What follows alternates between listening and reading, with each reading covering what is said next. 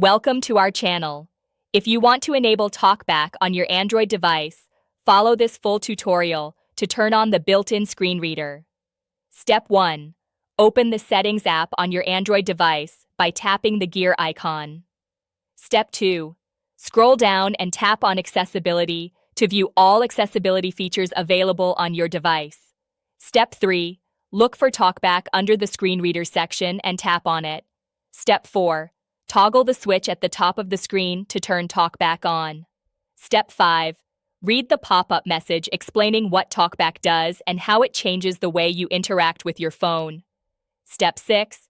Tap OK or Allow to confirm, remembering that you'll need to double tap instead of single tap once TalkBack is active. Step 7. Go through the TalkBack tutorial that appears on screen, which teaches you essential gestures like swiping right to move forward, swiping left to go back, and using 2 fingers to scroll. Step 8. To turn off TalkBack later, press both volume keys simultaneously for 3 seconds, or navigate back to Settings, then Accessibility, then TalkBack, and toggle it off by double tapping. And you can also customize TalkBack settings like speech rate and verbosity level to suit your needs.